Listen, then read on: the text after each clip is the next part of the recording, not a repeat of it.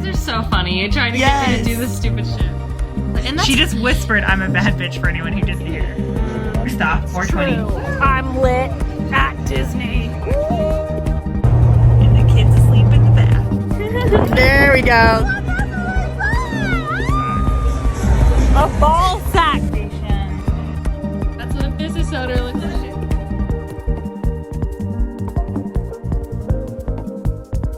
Hi, everybody, and welcome back to Tattoo Homewreckers, a podcast where we talk about tattoos, life, and mostly everything in between. My name is Callista, and this is my very best friend, Lou. Hello. Hi. Sorry, that was weird. No, I was like, wait, I was thinking about how that was the first time in a long time we've nailed it, and then I just dropped the ball. The silence. Dead silence. No hello. No. Actually, Lou's just a figment of my imagination. Yes, so. I am not real. It's just you talking by yourself. And people are like, this is the weirdest podcast ever. There's so many gaps.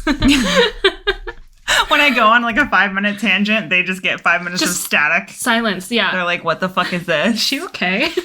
So today we are going to talk about... Married at First Sight, Australia. Like, Season 12. We just jumped in. So yes. I do want to say, if you are someone who really struggles with like a lot of reality TV, I know we talk about Love is Blind. That's like the only one that I'm like, yes, this one's like hella good. And then the Queer Ultimatum was good. Otherwise, like I really do struggle with a lot of like, especially Married at First Sight. They're a little bit cringy. There's a fucking gnat flying in front of my face. He's taunting me. He is so insistent on being in front of you.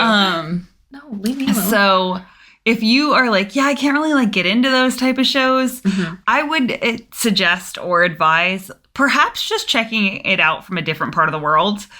Because I never got into RuPaul's like Drag Race, and I know that that's scandalous because they're like, we're gonna take your gay card away. Yeah. How could you not be into that? Just never got into it. I don't particularly like the like. I don't know, the like backstabby drama that they like promote in those type of shows. Yeah. I don't like an environment that essentially enables cattiness, or an environment that like, again, you're rewarded for your cattiness because then you get more TV time. Yeah, so I don't love those, but we did just start watching RuPaul's Drag Race Down Under as well, because like one of the drag queens that we absolutely love around here was on that. Yep. So we're watching her season, Rita Menu.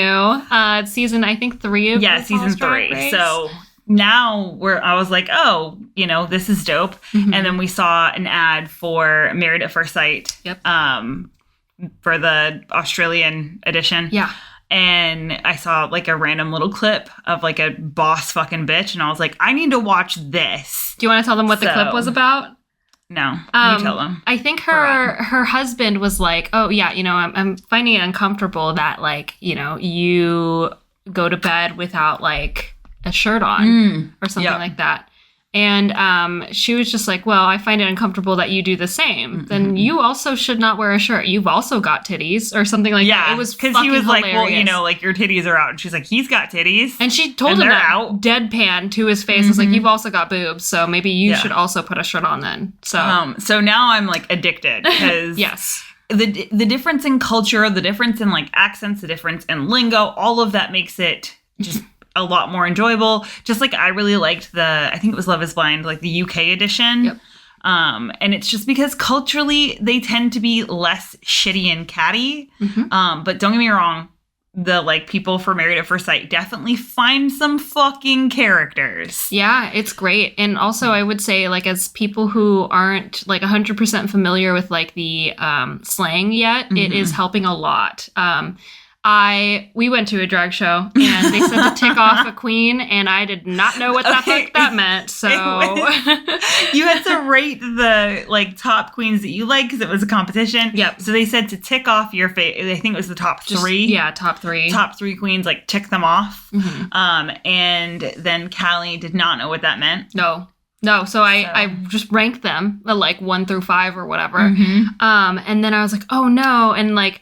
They were like, no, they said to tick it off. And I was like, I did not know what that meant. And so now, I just mortified her by telling them that. Told everyone. Because to be fair, if you were the person who got it and you're like, why did this person write numbers? Totally. You, your self-judging would be confused. And I wanted to make sure that she wasn't confused. And she wasn't like, what the fuck is happening here? And she did ask, like, okay, so the number one is your like top person. Yeah. So they reiterated like okay, so is number one your top? And I was like, yes, there we go. Yeah.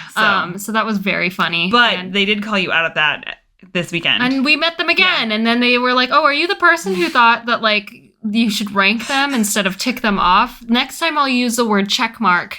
So I think that's what you guys say, which I thought was really fucking funny. So yeah, whoops.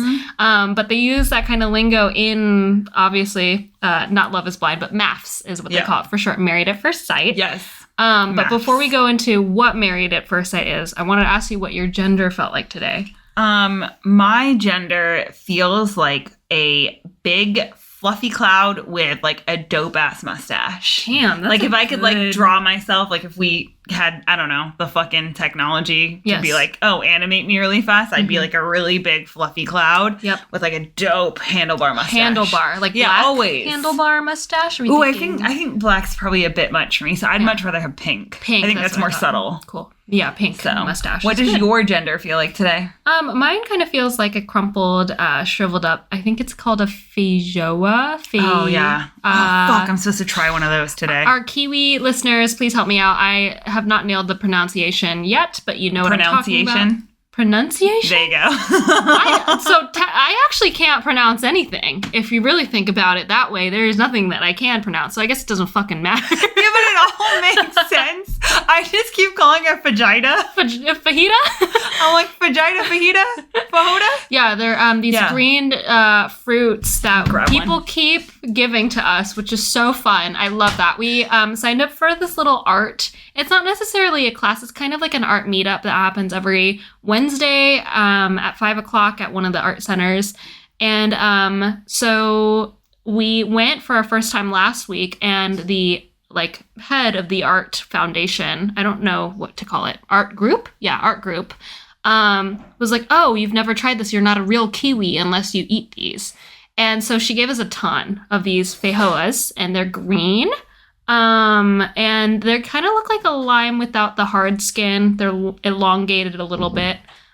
Perfect. Luz got them. Thank you.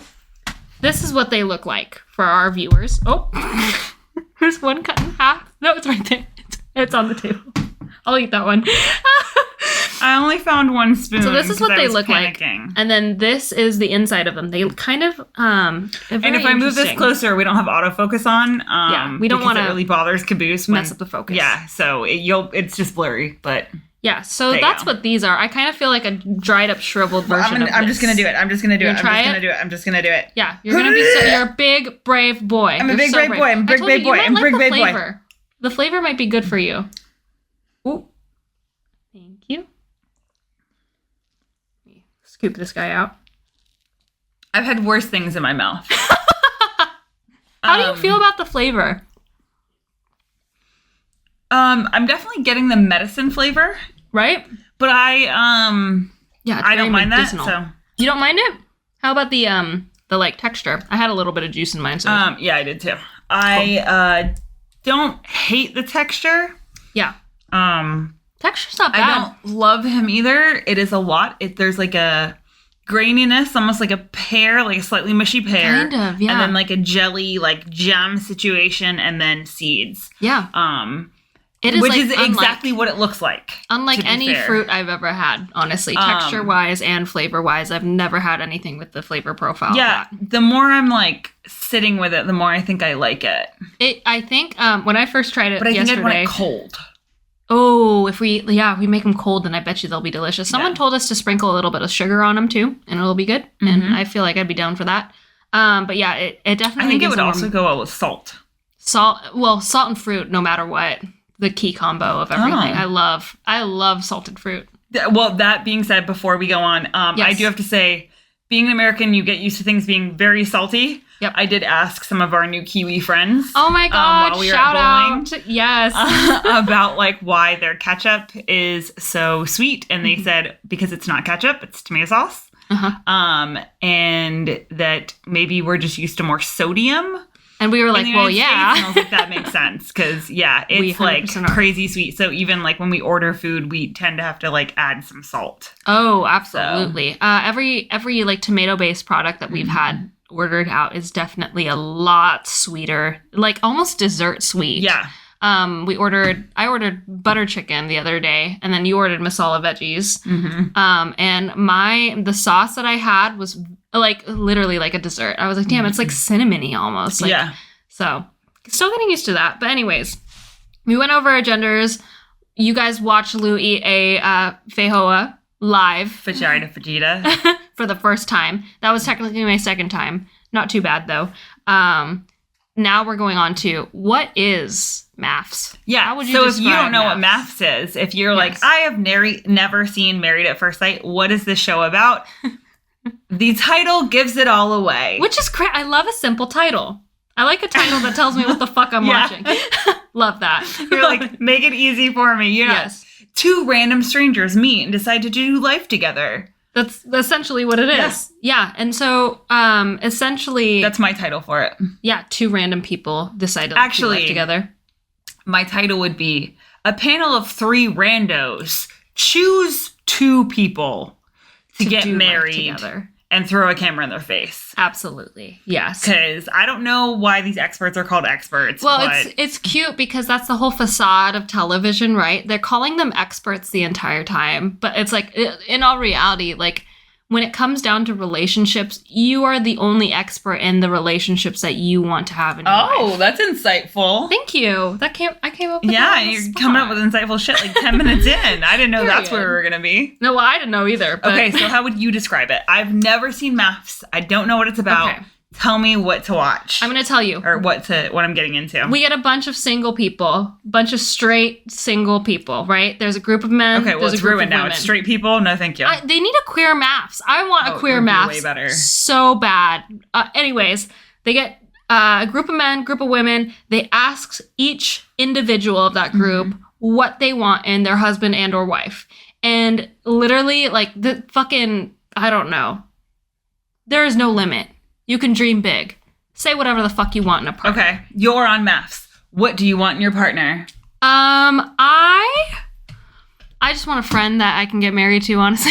That's called a lavender marriage. I want a lavender marriage, period. I'm putting it out in the universe. I don't know if I'm ready to have like a committed romantic marriage. I want someone that like I know that sees me as a human being, respects me, and we both know what this is for. Okay, so you want someone respectful and they are a human. I want Gotcha. Respectful and a human being. Okay. I also so we'll just say in a romantic sense, this is what I would want. Sorry, no, you're on the show. Pretend you're straight for a second. Oh. You're straight. Okay. What would you like, ma'am? I want someone who is financially responsible. Oh. Who has their shit together and is career driven. I need someone who has shit to do outside of me and somebody who is a well-rounded human being. Interesting. Mm-hmm. So I heard you are a gold digger that wants to marry rich. I mean, I wouldn't complain. All right, you're on MAFS now. Okay. What would you like in your future partner? I would like my future partner. That's my voice for MAFS, by the way. That's my straight girl voice. Your reality My TV reality voice? TV voice. I would like my future partner to be sweet, kind, and funny. To be really good with his hands because I like for him to be able to build things. Right. So I need like a handyman. Sure. But also I'd like for him to like have hobbies. So like video games or some sort of like sporting thing. So he's out of the house a couple nights a week so I can hang out with the girls. That is such a good reality TV voice. Also, great answer for reality TV. Because it's also accurate for what I'm... It's shit like... just literally describe my husband. I want someone who likes music. Everyone fucking likes music. Shut the fuck up. Sorry, that was aggressive. That was really good, though. You say everyone likes music, and I'm the bitch that, like, if you were like, hey, if you had to give up music or give up podcasts... Yeah. I'm choosing music. Oh, I'll give that shit up in a heartbeat. You know what's funny? Okay, so shout out to our new Kiwi friend and or listener, and listener. I don't know why I said or. Andrew. Stop listening now. He logged off. Oh yeah, you guys have Andrew to thank for this episode because he was like, "Give me this episode." Thank you. We're only halfway through the season, so we don't have that much to give you. I know that you finished the season already. We've been chatting online, but shout out to Andrew. He actually did just ask us if we like live music and what kind of music we liked, and I answered for you. Oh. And I said and that... you said podcasts. I like TED Talks. Oh, I just said that you like a good 90s power ballad. That's what I said. Oh, that's true. I do love Meatloaf and Whitney Houston. Okay, fantastic. But I definitely wouldn't say that I love music. Mm-hmm. No, I think I like music. I think you only... It's interesting because for me, it's like a need. Like, I have to listen to music every day. Yeah. In order... And I notice that I am happier when I listen to music at least one time every day. For you, it's like a... Like, you just choose to. It's like it'll be fine. Yeah, I have to learn every day. Yeah, and that's amazing. I have to like listen to like podcast or like find out information, and that usually is like I have like my common things that I'm always learning about of like history, and like politics, and then I have like my hyperfixation. So like currently like femcells and incels, and like the manosphere is like a hyperfixation. So every minute I'm awake, I'm like learning about that. I think it's a very respectable quality because I'm just filling my brain with tunes. No, but I mean, I think it's the same. Yeah. I think it's just like, it is the same where it's that like you are a better person when you listen to music. I'm a better person when I get to like learn. So luckily for me, that involves like talking to clients. I can just be like, what do you do? Tell me all about that. Yeah, I want to know about your career. If you're a person, if you're a person that's like interested in their career, then I get to just like leech that information from my clients. Totally. Dang. Oh. Anyways, there's a fly hitting the window. They hit him so hard. Okay, so we've got MAFS. Yeah, we described it. We described our perfect partner. Now I think we should move on to what we've seen so far. Okay. As far as characters go, is there anybody that you want to touch on specifically that you have seen? Okay, so we have like technically we have 3 major couples that like I really want to talk about. Yeah, totally. So I think personally, because they had like the shortest time together, Lauren and Elliot would be the easiest ones. Pincushion Head, if you don't remember, she showed up at her wedding with like wanting to be Jackie O, but then also wearing like a pincushion. Brother, that headband was not it, girl. That headband was so bad. It literally looked like a pincushion on your fucking dome. And here's the thing. We're not trying to shame people for style choices because we make insane ridiculous style choices. But because like we, walk around dressed like Barbies and also like wear the most unhinged shit ever. Totally. We feel like we are allowed to talk about it because if you want to talk about my clothes, if you want to be like, hey, you're literally wearing a fucking cat with sunglasses. Yeah, and you're like, hey, you're literally wearing a Florence Pugh shirt. Then that's your wife, dude. Thank you. You're just being respectful. Also, I bought you that shirt, so that shirt was the tits. And I bought Caboose this shirt and then promptly stole it. But yeah, the pincushion head, and she is a wannabe trad wife. And so disheartening to see. Yeah, like for me, it's not disheartening because of the way it played out. It made it chef's kisses. This is where, like, I don't like to call them the experts. I'll say that in like a mocking sense because the 3 people they have on the panel, first off, I'll tell you, I have a really hard time resonating with most of the shit they say because it sounds like very like basic where they're like, these are 2 people who have traditional values. I'm like, did we not get that from their interviews and from both of them saying, I have traditional values and I believe in like traditional marriage? And I won't go on the rant about traditional marriage and how that whole thing was a marketing ploy. Totally. Right now. But also, y'all, do you still believe in Santa? You still believe that shit's real? Oh my God. We'll need a separate episode about traditional marriage and the background and how that, again, it's just propaganda and like a sales tactic. I would love to go into that. But Elliot and Lauren, holy shit. From the get-go, Lauren was very much like, I do think that like we need a world where a man can be a man and a woman can be a woman, which ding, ding, ding, red flag alert. I was like, girl, holy shit, we're seeing the effects of the manosphere on women too, like on reality TV show as well.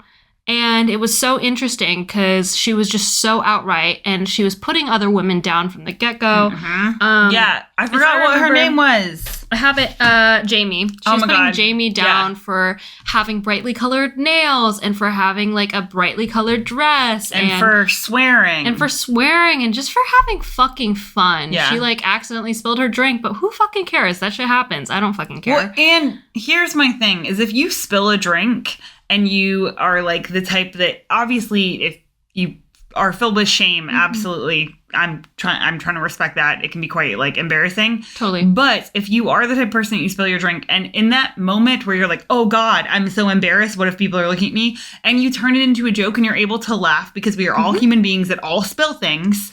I mean, you guys just watch me drop half a fucking Fajoa? Someone needs to help us. If you're a Kiwi listener out there, can you please send us a voice memo of how to pronounce this and fruit? say it like 10 times. Please. So I'll remember it. It's the name of something, and you know I'm terrible with names. But I loved the fact that like she dropped her drink and then instantly was just laughing about it and was not like one of those moments where she's like, hey, I need everyone to feel bad for me. But she's like, well, I have arrived. Yeah. That's me. Oh, yeah, exactly. And she's like, now you know I'm here because I've dropped a drink. Yeah. It's cute. And Lauren was the epitome of toxic femininity. Period. And I think that that's like where I loved, and we say this in air quotes, the experts for pairing her with Elliot, who is the epitome of toxic masculinity. They both believe in a world that doesn't fucking exist, by the way, where men can be men and women can be women, which is just so, ugh. And from the moment I was like, okay, Lauren, like, I'm not going to feel bad for you when this all blows up in your face because genuinely, this is what you wanted. You want a toxic man. You want a man who is deeply rooted in misogyny and deeply rooted in toxic masculinity, and then you're surprised when he doesn't respect you or doesn't give you a chance. Girl, that's what you wanted. Well, and I think it's like so interesting how it's like, oh, well, I'm so perfect and special, so he'll love me no matter what. She said she was wifey material times two. But then when he's like, hey, I actually like him younger, honey, that's part of that ideology of toxic masculinity is they want to date children. Right. Like you don't get to pick and choose in this sense of like, I want to subscribe to this absurd belief structure that women are women and men are men, and then just be like, actually, the part where like men want really young women because they want to make sure they can like control them and mold them and like just have full power over them, i.e. they want children. They want people whose frontal lobes have not finished developing. Yeah. You don't get to say, hey, I don't want that part of it when you subscribe to the entire fucking catalog, boo. Oh, yeah. And you expect other women to subscribe to it, too. Because that's what I really saw in her critiques of Jamie was, like, she wants other women to make sure that, like, they also subscribe to this belief that, like, women are supposed to act, behave this way, and men are supposed to act and behave this way. And the plot with Elliot and Lauren is very short. Essentially, Elliot was also pinned as the dude. Right from the get-go, he didn't get along with any of the other men. Oh, yeah. Dude, that was one of my favorite parts is all the other men calling him out when he is saying, like, misogynistic shit. Yes. And all of them are like, no, no, no. And then, like, at the interviews, they're still really nice. But they're like, that was fucking creepy. That was so creepy. The door just opened. No! The spirit of toxic masculinity. I can get the fuck out of this house. Yeah, fuck you. You do not belong. I got a pink ceiling. I don't need toxic masculinity here. Absolutely not. But yeah, I liked how all the other men still like stood their ground. Like it gave me a lot of hope for Let's talk about that scene. Yeah. Where men are. Totally. There's a scene where Elliot is describing like who he wants. And he's like, well, if she's not 100% what I want, then I'm walking away. And if I'm not attracted to her, then I'm leaving. I would leave in a flash. Wouldn't you? Shouldn't you? And he's criticizing other men for not sharing the same belief. But these men are holding their ground saying, no, we're all in it for this. They describe MAFS as an experiment. We're all in it to be in the experiment and to like find out fully why the quote experts are pairing us with the next person. Looks shouldn't matter because obviously we're all on here to find a wife. And everything that we've already tried isn't working. So honestly, let's just leave it to the experts, right? Yeah. And it was gorgeous seeing all the men. Again, they are very nice about it. But it was really refreshing to see the men being like, yeah, he's a bit of a cunt. No one actually said that, but I'll say that wholeheartedly. Yeah. So theirs was great because then, of course, she acted like she was the victim in that Totally. sense, that he did not want her because she, in his mind, was too superficial. Yep. And she wanted to have like more expensive like items. Oh, that's the reason why he left. Yeah. Well, because like yes. they, in that true like toxicity of like hypermasculinity and hyperfemininity, both of them are conflict avoidant. So both of them just throw catty remarks back on each other. It's the same way that like her and her sister interact. Yeah. Her sister and her are just foils of each other, where her sister's like, hey, I'm going to make catty comments to you and my outbursts are going to be big. And hers are I'm going to make catty comments, but I'm going to still like pull all of the attention on me with my stoicism. So it's like very much like the same like coin, just different sides.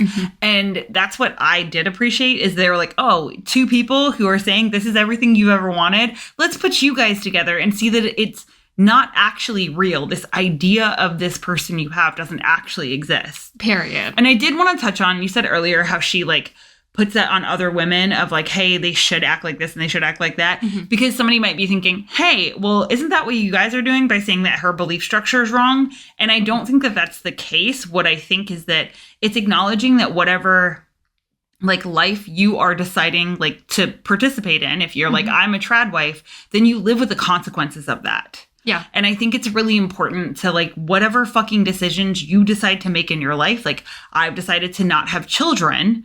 So therefore I live with the consequences of I am not a mother. I will not be a grandmother. I do not get to have those experiences. I don't get to have, my children going to kindergarten, and I don't get to have like, the joy of pregnancy. I don't get those because that's a consequence of the like life that I subscribe to. Yeah. And I feel like that to me is the part that is really frustrating, is watching these people subscribe to this life and say, this is the life that I want, but not be willing to accept or even like notice the consequences of their own actions. Which Absolutely. I think, unless you've got more to say on Elliot and Lauren, brings us to Tim and Katie, because that's a lot to unpack about how I'm gonna come at you guys with what's probably a taboo take on this, is that Katie is the like ultimate villain, for lack of putting it nicely, in that situation. Oh, like victim, ultimate victim. In this, I mean villain as well, because once topic. again, she is creating a situation in which she gets to perpetuate victimhood. Absolutely. And I think that, okay, so I was on the side of Katie fully. I was like, in the beginning. Yes. That's where I stood. Well, for sure. When we're getting these introductions and we're seeing both of them, oh my God, this show fucking traumatized me, because you think that things are going so well. Katie, we thought, oh my gosh, she's wonderful. Absolutely, she deserves a husband. She's also a beautiful human being. Yeah. Like physical appearances, if I had not known anything about her aside, I honestly think she is gorgeous. Yes. The way she styles herself, the way that she knows how to do her own makeup. She knows how to dress herself. She wears these like accent necklaces that are fucking stunning on her and just accentuate all of her features. Now that is fucking style. Yes. Right? Yeah. Like she is well dressed. Yes. Well put together. Absolutely. And she has like what they highlight, because again, like we stated in the Love is Blind thing, this is just what the editors put together. We don't know these people. We don't know their actual like true identity. So I don't want to be like, this is who she is as a person. Yep. But in this storyline, this is what we like find out. And I was absolutely like, oh my God, you poor thing. Like for her like wound of inadequacy. Yeah.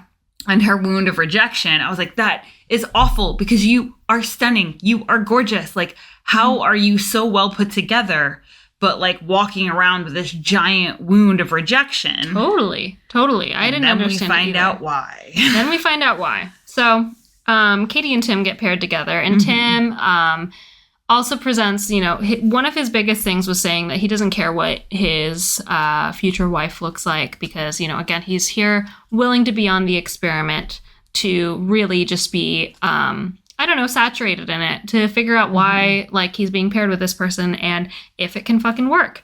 And I wrote, like, oh my God, Tim's a dick, because immediately he's like, there's no spark. He pulls the producers aside after their wedding and was like, there's no spark. I normally go for women who are petite, blonde, and brunette, right? And again, I'm like, okay, so this guy's an asshole. He like said that he didn't care about like fucking looks, but then I don't know, your perspective really shifted my opinion of things that were happening. And two truths can exist. He can also be a prick who is shallow. Right. I was going to say a bit shallow, but you can just say shallow. Who likes petite women, blonde. Yeah.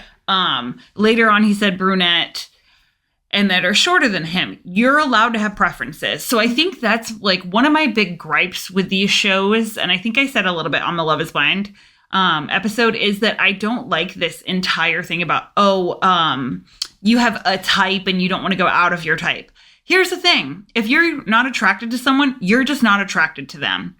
And it's as simple as that. So yes, you can fall in love with the idea of someone. You can fall in love with who they are as a person. But if there is no actual chemistry there isn't chemistry and you can't turn that on. And so like from the side like of like, I try to operate a lot of places in empathy. So yes, I feel terrible for her because that would be devastating to have all of your hopes in that this person's going to like be my person. Yeah. And then there isn't a spark. And yes, a spark can be one-sided. To be very clear, I had a dancing partner when I was in college. We did contra dancing together. Him and I danced together for probably about a year. He lived a couple hours away. So I only ever saw him at these dances. And it was amazing. Our chemistry on the dance floor was phenomenal. We would try to partner up as like much as possible. It was amazing. And then I found myself being single. And I was like, hey, we should like see if there's like anything more because like the chemistry that we have is undeniable. And then we kissed once and both of us looked at each other like, holy fucking shit, I want to vomit because I think I just kissed a sibling. And that's happened to me on more than one occasion where I've had really good guy friends that we flirted and you were like, this is going to be so fucking dope if we ever hook up. Such a good time. No, it didn't. And I've also had it where I've kissed someone and they did not feel that way. They were like, oh, that's not it. So yes, my heart goes out to her on like, that is a really hard thing to like have happen to you as someone who's had that happen and as someone who's been on Tim's side of this, which is why I have a slightly different perspective of it. And because like, I've also, Katie's her name, right? Yep. I've been Katie as well. So seeing both their sides, I was like, oh no, because I don't know at what point Tim said that he liked them like petite, shorter, blonde, then eventually tells her because she keeps fucking digging that or brunette, like he's basically doing everything he can. He tells her, hey, we don't have a spark. Like, I just don't feel a spark. And she's like, well, can't you let it like grow? And the producers, obviously doing their job, wanting to produce a show, are like, well, just go on the honeymoon and see. Just go on the honeymoon and see. He is facing a lot of pressures from both the producers and also Katie to go on this honeymoon. And that's where I'm like, oh, shit. Because, like, again, instinctually, my first reaction is like, Tim, you're a fucking asshole for saying that you didn't care about, like, looks when now all this shit comes out that you do. And then I realized that I might just be perceiving this in a way, too, that, like, he doesn't necessarily have the tools to say, like, I don't know, I just, like, I guess, like, this is my type. So maybe I do have a type because, like, now I'm just, like, not feeling anything. And, like, what a horrible way to find out, like, trying to, I don't know, articulate that, like, again, he says to her that she's not being judged physically. And, like, he likes her as a person. But, like, again, he just, like, he's stumbling through trying to explain that, like, there just isn't anything there. Like, and I do believe that, like, your bodies do respond to each other. Well, I mean, hormonally we do, because that's part of the, like, you're not attracted to your siblings because we know that physiologically our bodies are like, no, don't mate with that. Yeah. And so when you have those people where your pheromones simply don't react, it's probably because there's something that if you did procreate, could be something wrong with it. Totally. And so like just being honest about like, hey, we don't have chemistry. And he keeps saying we don't have sparks. And this is where like my heart actually went out for him on the fact that like, again, I try to be like really empathetic the way I look. So like when you and I were talking about it while we were watching, I was like, but if the roles were reversed, totally, I would have a completely different swapped the opinion. genders. Yeah, where she was like, I just don't feel a spark, and like I'm trying, but like I'm just standoffish because I'm awkward and I'm on fucking TV. And this guy was like, well, why don't you like me? You're just not physically attracted to me. You just don't like the way my body looks. You probably think he was a creep. Totally, absolutely. And like when you said that, I was like, oh fuck, like I totally fell into that, like again, that trap of like binary thinking.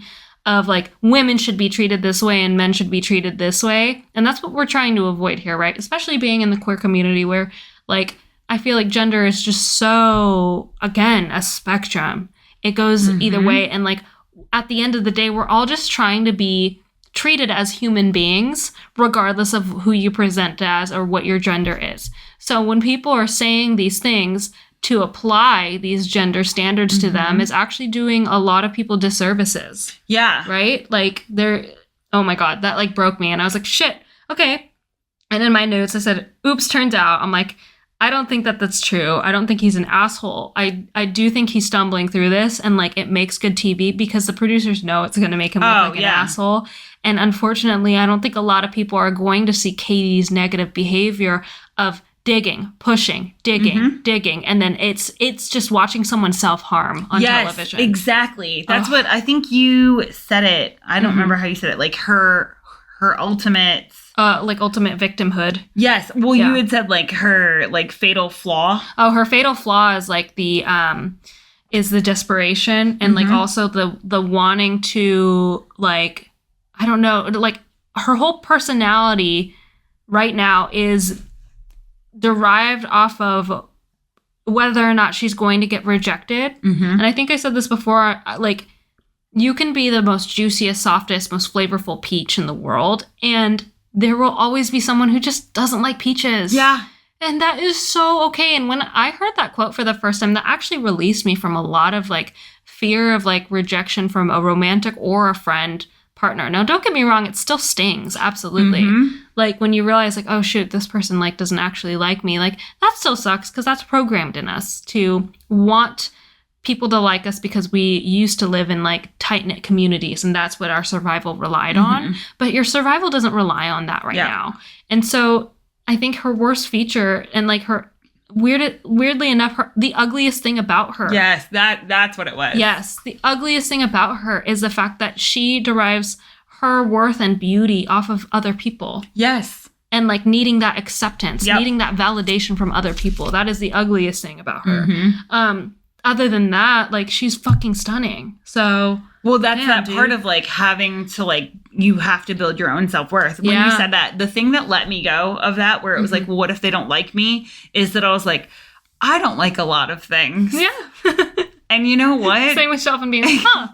Yeah, I was like, if a lot of people liked me, I would feel terrible for not having time for all of those people. So I think like for me, that like released me of that, where I was like, well, I don't like people. Like I'll just meet someone and be like, oh, they're not my cup of tea. Totally. And I don't like judge them or dislike them. I'm just like neutral about them. Yeah. And I think that that's one of those things that like released me is like people can just be neutral about you. They can just be like, yeah, you're not my cup of tea. And honestly, it saves us all a fucking like ton of hassle than rather than being like, please like me. But you have to like me because then my whole mental state relies on the fact of you liking me. My mental and emotional health relies on And that's why I said at the beginning of this that she is the ultimate villain in this story because this man is like doing his best. Like you see him repeatedly, like, and don't get me wrong, they cut it to make him look like he's kind of a dick. Like you can see where they're like taking clips.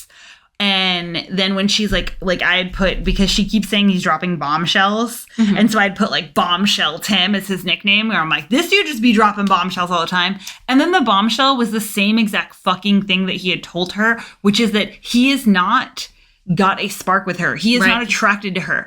And then she comes and cries again like she's shocked about it again. Oh, like yeah. it's that continuous, like that wound that exists for her that she herself is not working on. So she keeps like pushing it to hurt that wound. And then she gets to, not in a like intentional way, but she is just reliving that wound over and over again because the idea that someone might not be attracted to her, might not like her, is something that she has not healed at all. Yep. So she is just going to keep fucking running into that wall over and over again. And the sad part for that is that Tim is doing his best to nicely tell her, but she keeps poking, being like, well, you don't like me physically. And he's like, it's not that. And then when you get, I forgot, it's like reactionary, I forgot what it is. It's when abusers will poke someone. Oh, yeah. Until they respond. And then they're like, why would you do that? Yeah, and it's explosive. Yes. And then that gives the abuser a chance to see, this is what I'm talking about. Like, exactly. You're fucking crazy. And it's a covert way of doing that, where she gets to just keep poking him when he's like,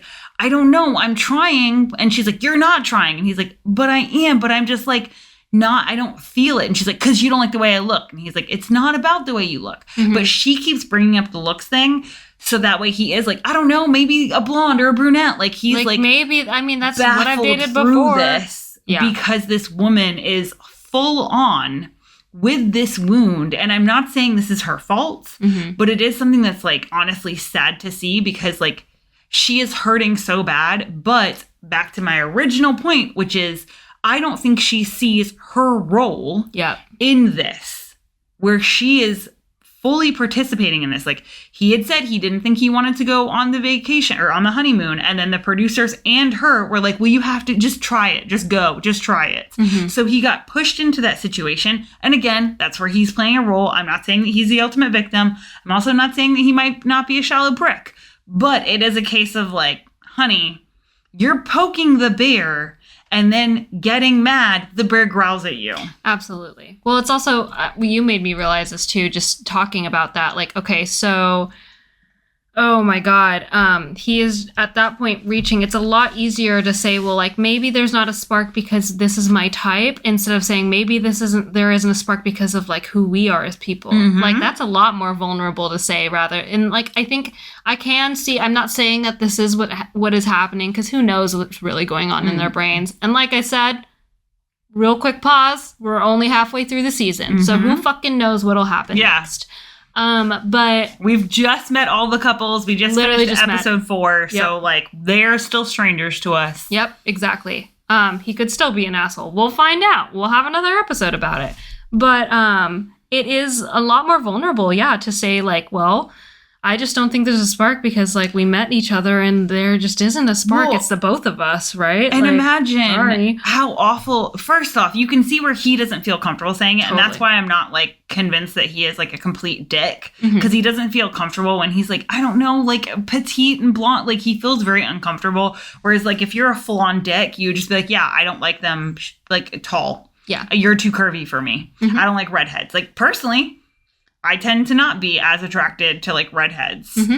Like just, that's not my type. But like, I can say that. But like, if somebody that was like, hey, you're paired with someone, I would be a lot more like, oh, please let me be delicate. Right now, I can specifically say who I'm like not attracted to, because I'm married and I'm not in the fucking pool for dating. Totally. So like, I can say that.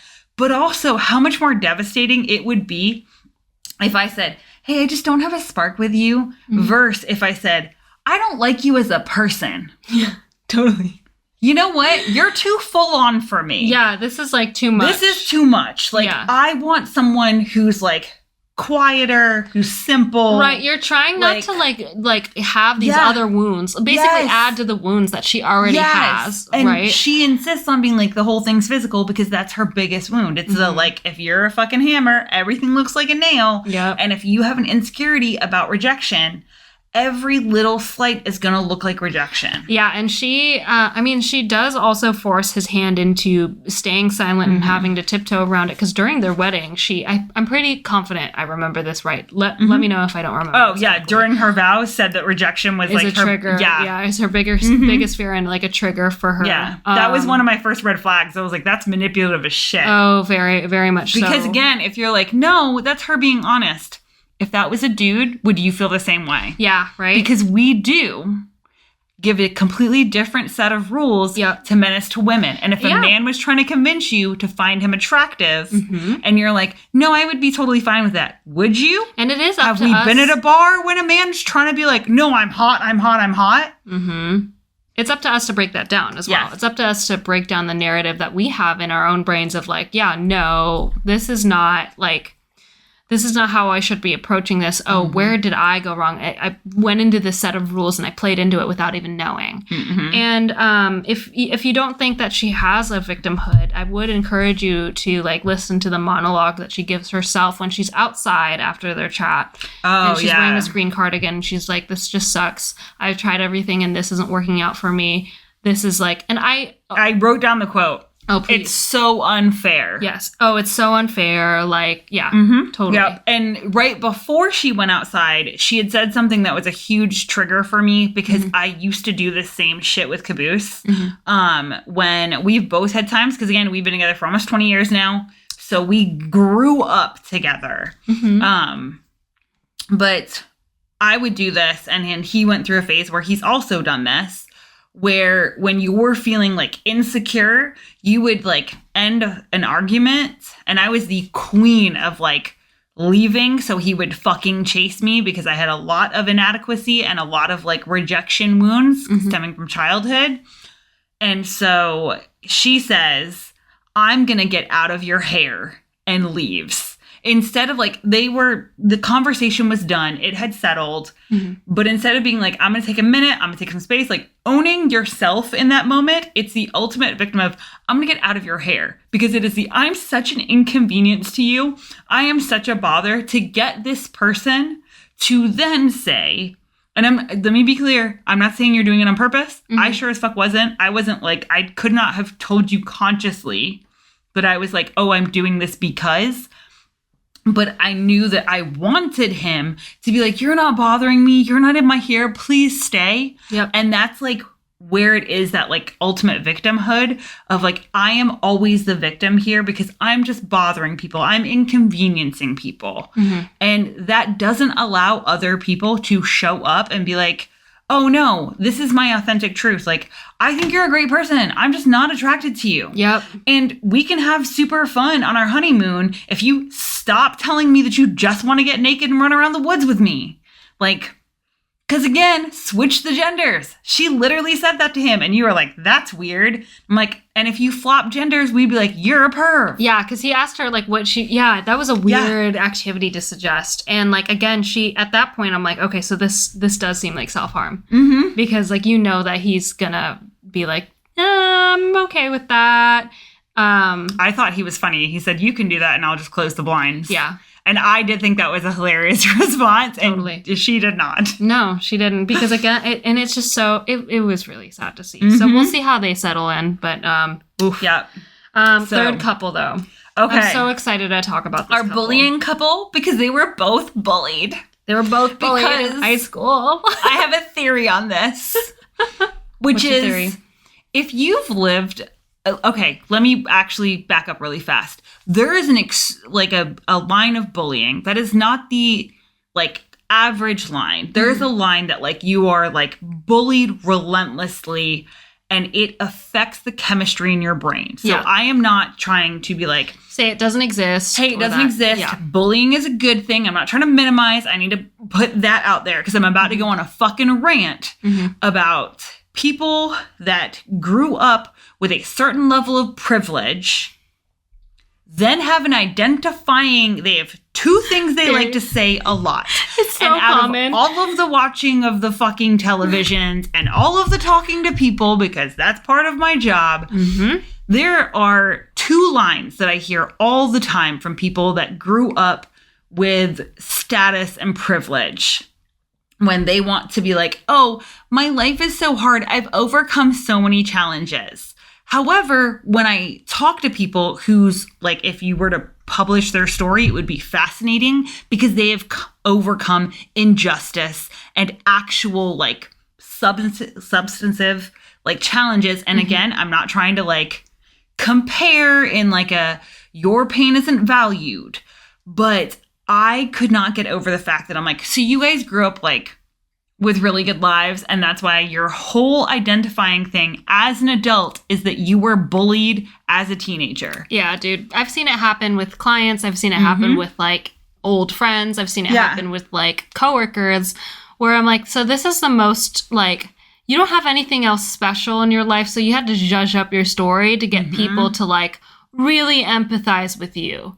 Yeah. And like it's like this false like facade of like, see, I'm relatable to the people. Yes. That's kind of how I feel that's about what it feels like. It's like, oh, my life is so hard, I was bullied. And then if you've been bullied, you're like, okay, who the fuck wasn't? Because I thought that's what I said. I'm like, everyone got bullied. Okay, and everyone did. Yeah, who didn't get bullied in high school in some sort of way? Yes. And that's not to say that bullying's okay. And again, there are extreme levels of bullying. I myself have been part of extreme levels of bullying. I have been physically harmed. I've also had like my textbooks ruined. I've had my hair cut, which if you are a 12-year-old girl, you understand how devastating that is. And I've had entire fucking classrooms that you walk into that fucking get quiet because they were all consistently talking shit about you because you're neurodivergent and the only place you feel safe was up a teacher's asshole. Yep. And so like and honestly, I don't even think I had it like that bad as being bullied because I know that people have it worse. So I think that like hearing people that are conventionally attractive, they are like, you weren't hideous. No one was fucking like actually bullying you to like that level in which it catastrophically changed your life. You grew up with privilege. You grew up with money. You are from an affluent family. Calm the fuck down. Girl, you were a cheerleader. Shut the fuck up. Yeah. Oh my fucking God. You were a cheerleader in Miss fucking New Zealand. Shut the fuck up. Oh my God. It was, okay, like, so now, we haven't even said their names. It's Jackie and Ryan is who we're talking about. The ultimate bully victims. The ultimate bully victims. Both of them have mentioned numerous times how they had such a hard life and they've overcome so many things. In high school, you guys are like adults now. Grow up. And one of my biggest notes that I wrote next to their names, I had titled them the Big Head Crew because oh my fucking God, these two, their egos are just through the fucking roof. And again, I will say I am a fan of the experts in quotes.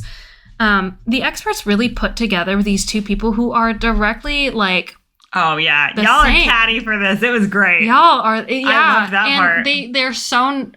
They don't acknowledge the big-headedness, which I kind of appreciate almost more because we get to find out for ourselves. They don't acknowledge that at all, but both of these two are just like convinced in their brains that they're overqualified for any living human being walking on Earth. And I'm like, no wonder you're fucking single. That to me makes sense. Yeah, I quoted Jackie a couple times where she said they're a lack of real men. Red flag alert. Ding, ding, ding, ding, ding, ding, ding. No. Yep. She started crying over shit men. Yep. She started crying because she didn't get his jacket. Well, she started crying because he didn't hold her hand. He didn't reach for her hand first to walk her down the aisle. Yeah. I'm also a little bit convinced that she might be a Nazi.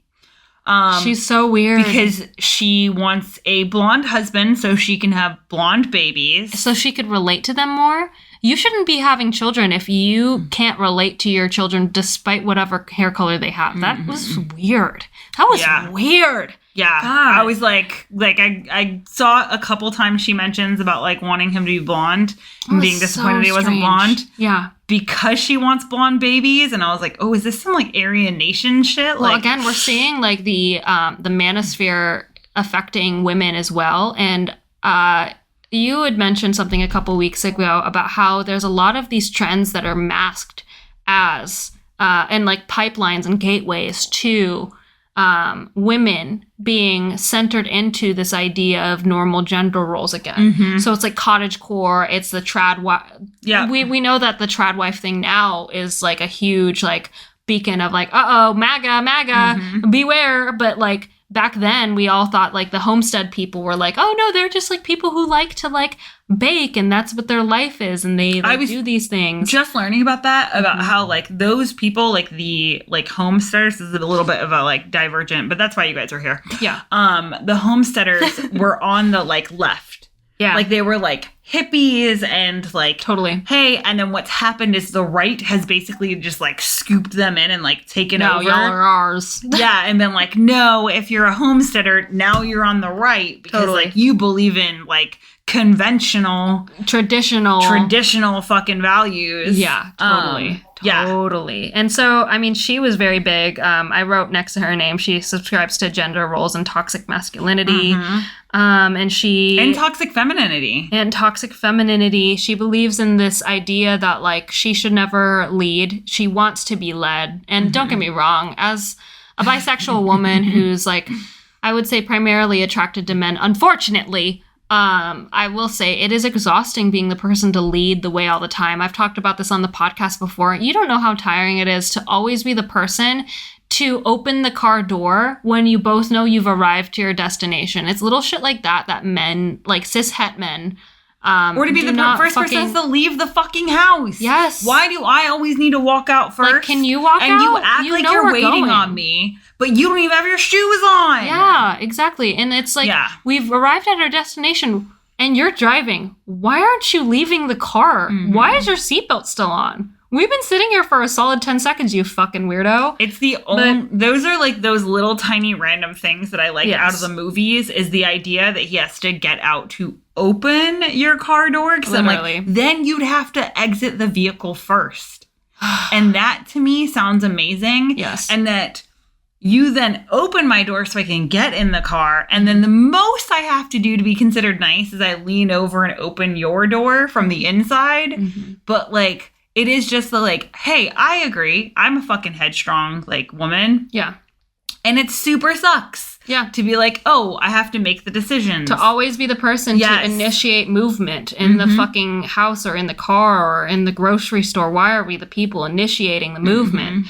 And so don't get me wrong, when she said that, like that definitely spoke to me, but it was in a way where I could still separate myself from like, oh no, you are actually like looking for that impossible, again, real man that like Lauren was looking for as well. Well, it's the wanting him to read her mind. Don't look. If you've watched it, which I hope you would, otherwise this is just a random conversation. And about at that point, we're just being entertaining. We're not talking about the jacket part yet. That's on him. We'll come back to that. That is on him, for sure. Yes. But her telling him to hold her hand to walk down the aisle and how she felt that she had to like lead. And then that's when she starts to cry because he is a shit man because he didn't know. And there's that certain level of the like traditional roles, like that ideology that is so absurd because it is fully based in this idea that a woman can read a man's mind. So she knows what he wants for dinners and she's going to cook it perfectly for him. That she knows what drink he's going to have every time he gets home. She knows when he's going to come home. Like that whole concept that we saw on like TV shows. I'm going to use Mad Men as an example because Mad Men like showed you where that ideology came from. But that marketing ploy is all about the idea that someone else can just read your mind. And it goes the other way as well, is that, yes, women are of service of men, but then men just know that, like, hey, we're going to walk down the aisle. Like, y'all, you had to be told to walk down the aisle because neither one of you knew it was your fucking mark. But he's somehow less of a man because he didn't know to hold your hand.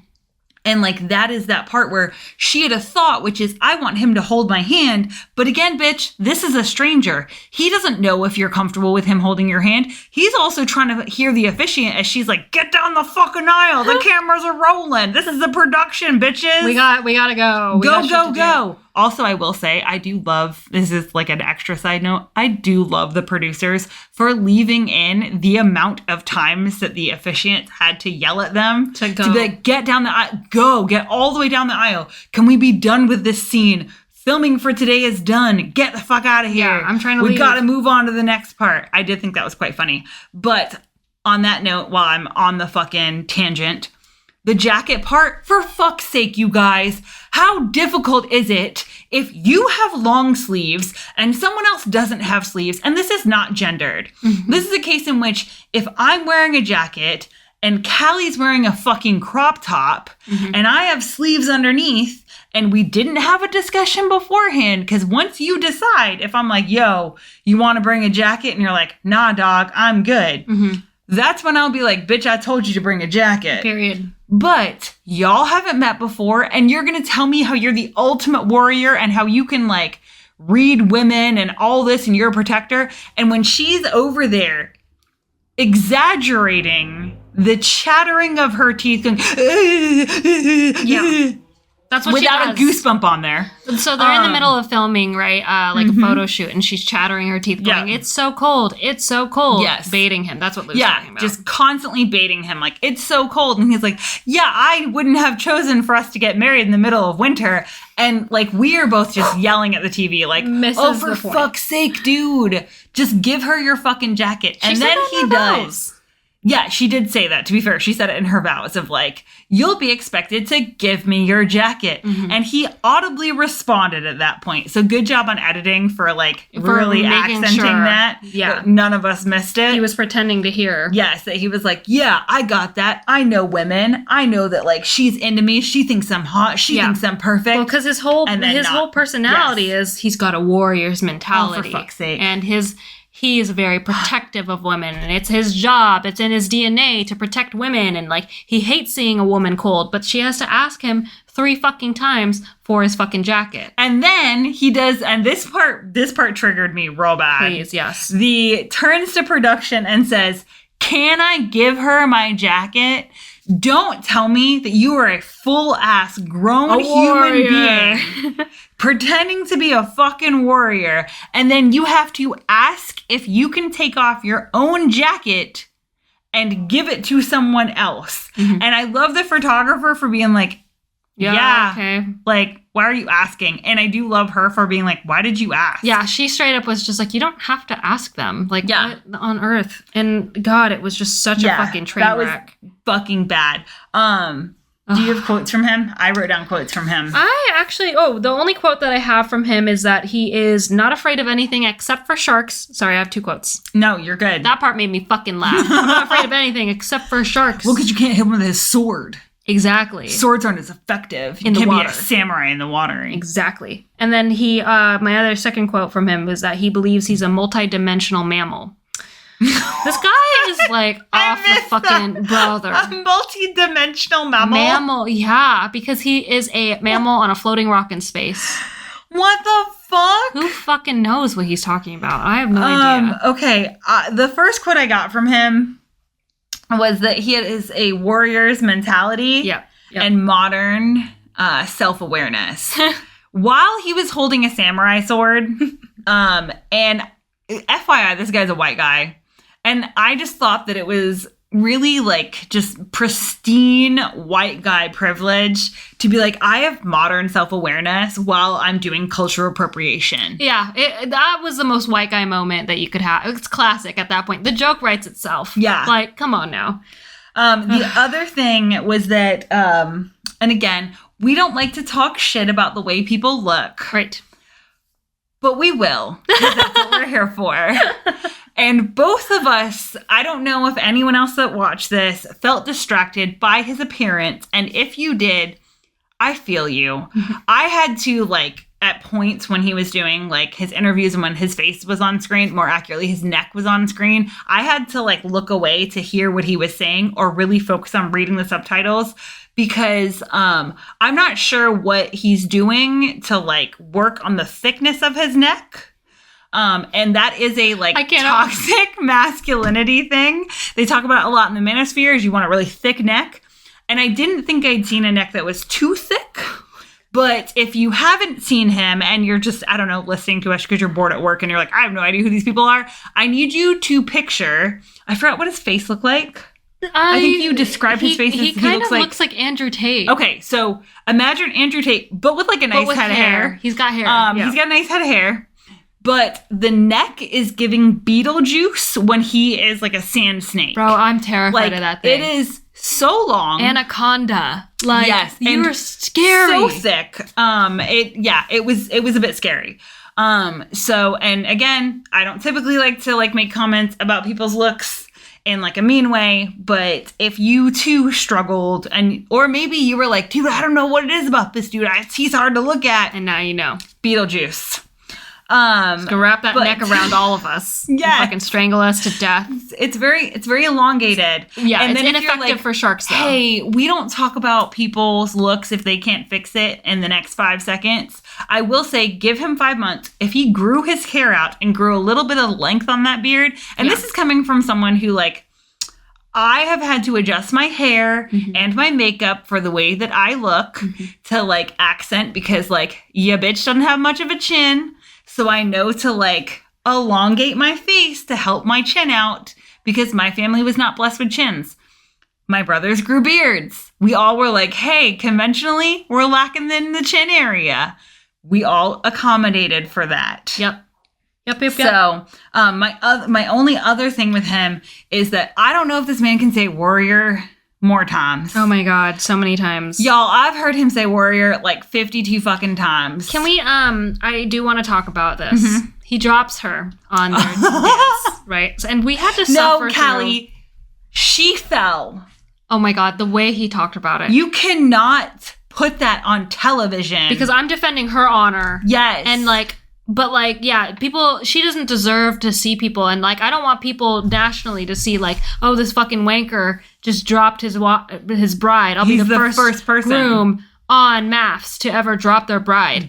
And the way that he's pinning it on her though, where it's like, I'm not speaking up for myself because I'm afraid of looking like an idiot. I'm speaking up for the honor of my bride, who I dropped, who also actually responded quite well. I thought she was going to be upset and cry again. She ended up being like, it was funny. It ended up being like a little goof of the night, you know, also, broke attention. Props to the producers for putting it in. Y'all, not just the fall. You for put it showing in us it like 7 times. After he requested it not to be shown. I love that. That is the cunty cattiness that I need. I loved the producers for putting in the friend saying that he would petition to have that in. To have it in. And I also love the friend for saying that he would petition to put it in. That was hilarious. Because every time we saw that drop, oh my God, my heart sank. Can you literally, and it never got easier. We saw it like 50 times in one fucking episode, and every time it never got easier for us to be able to watch. And like,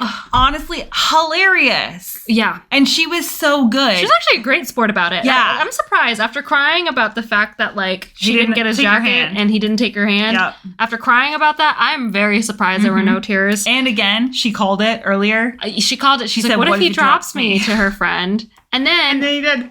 He did. And then props. I also want to shout out to the friend that was like, oh my God, he can deadlift 220, but he can't like lift his bride off the floor. Okay, that was so funny. I did write that one down. That was a goof in the game. And again, everyone's on their own physical journey. Yes. And I won't typically judge people or say something. I don't like internally judge them because everyone has their own like limits and records and stuff. But if you present yourself as the ultimate fucking man and my deadlift as a woman who is much smaller than you is like 1.5 times larger than yours, what the fuck, motherfucker? You weigh about 220. I'm gonna say you probably weigh around 200 pounds based on his frame, and he's constantly at the gym. Was he talking about kilograms? Because he could have been talking. He's not talking about kilograms. You don't think so? No. What are they called? What do they use here? It's kilograms, right? Yeah, I doubt he's kilos? talking I doubt he's talking kilos. Okay. Yeah. Yeah, because at that point she weighs like fucking like 50 kilos. Yeah. Or she's probably 65 kilos at max. Topping out. So if that's the case, yes. Sure, that's an impressive deadlift. But also, fucking hilarious dude, what the fuck? Burn. What a I sick saw that burn. and I was like, so yeah, maybe that's right. I'm like, dude, that's not it. Yeah. Well, Like, 220 pounds. Yeah. 220 pounds is nothing. It's not that. Come on. But lightweight, like, no reaction. yeah, I can't. But also the producer for coming up and making sure she's okay, and then him getting pissed off at the producers of like, can we talk about this later? Yeah. You're making a scene. And it's like, dude, I understand you're embarrassed. Oh, and she was so funny. I love the producers they're like, you're not the boss of me. It's so funny. Yeah. They go, she went, yikes to him. Yeah. That was so fun. I love the producers for being like, no, you don't get to bully me, cunt. Like, you forget I'm technically your fucking boss. You signed a contract. I'm your fucking boss. We decide what goes on TV. And I'm sorry that you're going to be embarrassed. But also, dude, who the fuck cares? If Caboose dropped me, I mean, fuck, he's dropped me multiple times during our, like, marriage. Yeah, and it's funny every time. And if he would have dropped me at our wedding, I would have laughed so hard. Well, here's the thing. Because it was an accident. You didn't drop her on purpose. No one... You fucking... Your foot was on her dress, which was made of satin, which was a choice. Shippy slippy. But... It was an accident, and it was funny, and people laughed. My thing is like, no one would have thought that you're like an idiot wanker. Everyone already thought that about you before all of that. Before yeah, that's true. That's not what makes you a wank. The second I saw you with the samurai sword, my guy, I thought you were a fucking idiot. It's not because you dropped her. But then you made it worse. Yeah. After you approached you left your fucking reception, approached the producers, went into an entire separate room, then tried to pin it on the honor of your bride instead of being like, I'm really embarrassed. Can we not put that in? Well, and I think that's the ultimate, like, toxic masculinity there of, like, hey, I'm going to blame a woman, and I'm going to say that I'm defending a woman because I myself cannot say that I made a mistake. He cannot own the fact that he's like, hey, I'm going to feel uncomfortable.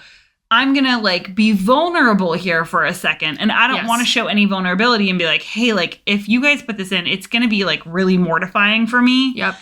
But instead of that, he's like, oh, I don't care. It doesn't bother me. It doesn't bother me. It's her honor. It's like what we saw from Dave from Love is Blind. I think that was his name, who constantly pinned shit on his sister and his family and his friends. And it's like, no, it's on you. And we can all tell. That's what makes you the fucking asshole.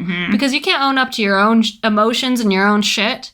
That's what makes you a fucking dick. So, yeah. Okay, one couple I wanted to touch on super duper fast is our favorite couple. Which What's their fucking... it's Tony. Tony and Morena. Yes. God. They are our older couple. Yes. I just wanted to touch on Tony's cousin really fast. Whoa. The ultimate misogynist. Yeah. Because he had said something that I thought really highlighted that, like, you know, while I'm currently on this, like, kick of, like, figuring out, like, as much as I can about, like, the manosphere, because I've known about it, but I haven't done, like, a deep dive. Yep. And, like, the more I go down, the more I'm like, holy fucking shit. Yep. And he had said a line in there was that he thought his cousin, Tony, who is very happy, and again, we don't know. We're only at the part where they've just had their wedding. And right now, everything's great, and they love each other bunches, and they're like, my pick is great. Also, she's phenomenal. She's stunning. He's getting along with the kids right now. So we're in the, like, blissful stage. This motherfucker, his cousin, pulls him outside. His name is Steve.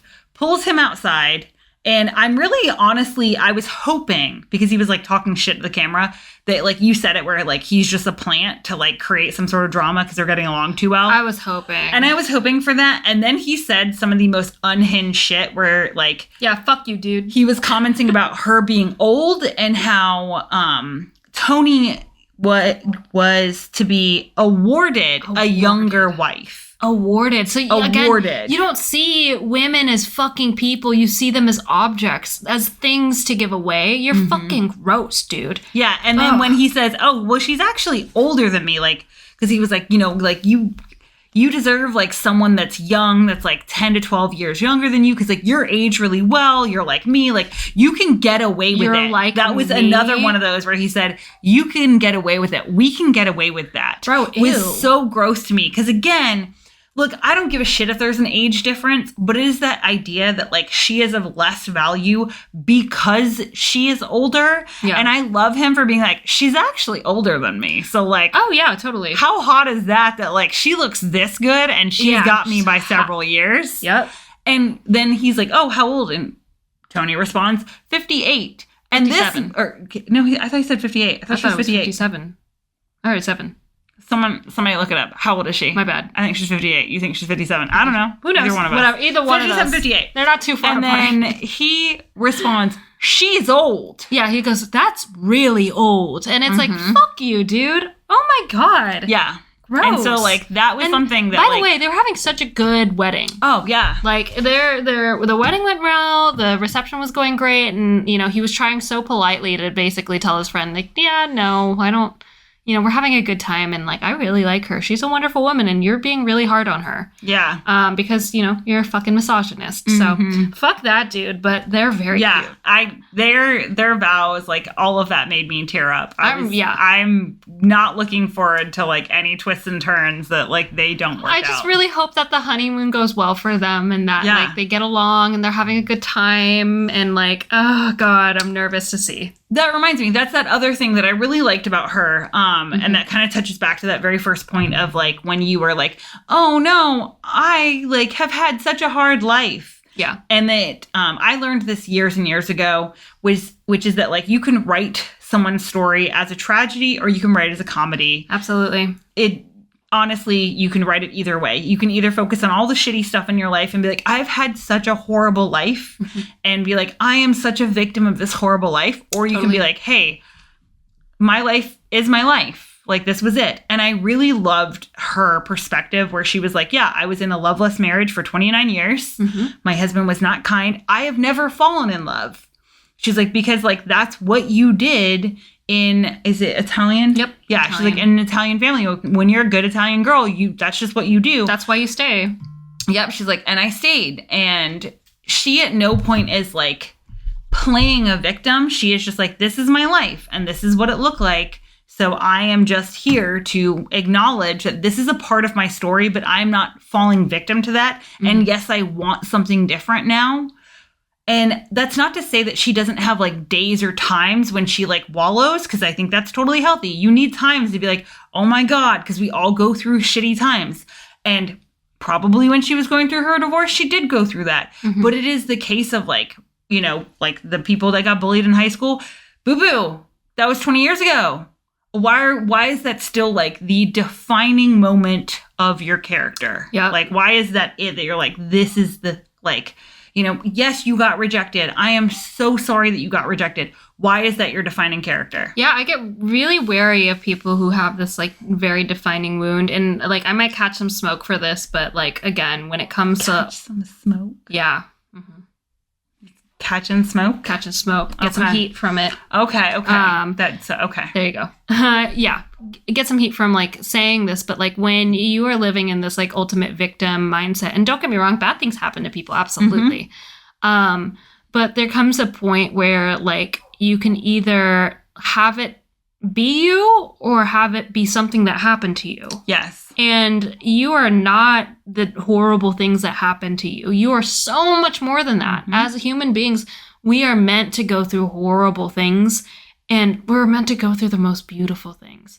And so it's going to sound corny, but again, like, I'm not expecting people to be happy all the time. I am, however, That's like, gross. wanting to see people recognize the duality of their humanness and realize that, again, they are not the shitty things that have happened to them. And that's what makes, like, Katie's story very sad. And it's also what makes, like, fucking Jackie and Ryan be, like, so annoying. That's that. And you know, well, it's that level of, like, self-hatred to the point that you only have admiration for yourself, that you can't actually look. So you're like, I am so perfect. They're flipped the other way. Yeah, they've gone so hard. Yeah. The other direction of, like, no one can ever bully me again. But you see how ultimately insecure he is when he's like, you can't show this. And also he can't request on his own behalf because he can't advocate for himself. Whereas you have someone like Morena, who has, like, a healthy understanding of, like, her life and emotions, and the fact that she's like, yeah, I was in a loveless marriage, and, like, that's not to say that it's without pain, but, like, I don't want to do that anymore. Oh my gosh, yeah, so beautiful. And like, I don't know, pay attention to the people that tell their story a certain way. It really does tell you a lot about, like, how they're doing mentally and like what their, I don't know. I think their strength as individuals are. Yeah. I think that's all I had though. Yeah. Is there anything else that you want to put down? No, I think, the only last thing I wanted to ask was, what is this obsession? Why do we keep asking them if they've had sex? Oh, yeah. Like is this made for fucking teenagers? Y'all fucking? Are people actually, like, that much, like, they need to know? Like, don't get me wrong. I love them for not showing the sex scenes, because they do that in Love is Blind, and then it gets a bit gross. Yeah. It makes me feel like I'm a fucking prude, and I swear to God I'm not. That is weird. But it is, like, a bit uncomfortable. When they're like, I'm yeah. what's happening And they're here? asking the people, too, like, how many times you've had sex, which I, like, that's weird to say that on national television. I'd rather just not. I'll tell you that things got intimate, and then we're going to leave it at that, you weirdos. But yeah. Yeah, that's all I had left was the why do they ask them if they have sex. Well, follow-up question. So. What was your win for the week? Ooh, my win for the week was we went bowling last night. We did! And I'm in a bit of like an introvert place. But I will say, so I guess it's like my win, but really it's like New Zealand or Hamilton win, because I can't speak for all of New Zealand and I can't really speak for all of Hamilton, but it is the like Hamilton Pride win. Was that I've done like a lot of like community events with bowling specifically, which is really funny to think about, because I came home and was talking to Caboose about how we went bowling with like some CrossFit like gyms that we previously went to. And they were always awkward as fuck. Yep. And again, I can't speak for every person that was there, but we don't know anyone really. We're brand new. We've only met like a handful of people on Sunday, and it's fucking Tuesday when we went bowling. And there was no awkwardness. It was insane. Dude. It felt like, in the most cheesy way possible, it felt like I was just at home. Like I had just like been there forever and just knew people. And were just like so comfortable around people who were also just so comfortable. Yeah, it was beautiful. Like being in a culture that like is built off of actually talking to each other, I think is something that like I was really excited for when we talked about moving to New Zealand. Yeah. And I don't think our Kiwi friends like know this, but like in the West Coast, like we approach everyone as like, oh, a stranger's just someone that hasn't been mean to you yet. And I don't get that vibe here at all. No, a stranger's just someone you haven't met yet. Yeah. That's it. It's just a friend you haven't met yet. Yeah, it is and beautiful. I have to say, like, it's the part that I missed the most about the South was like having like good conversations.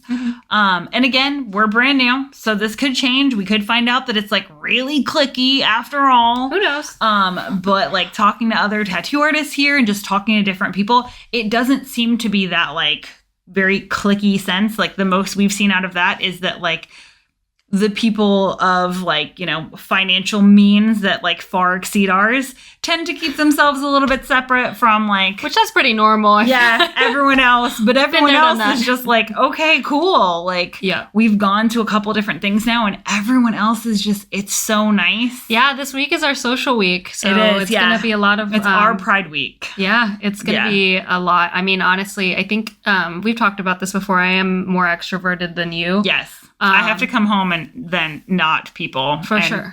Tomorrow we are going out every night this week. Yep. So tomorrow I probably will just be watching TV and sleeping.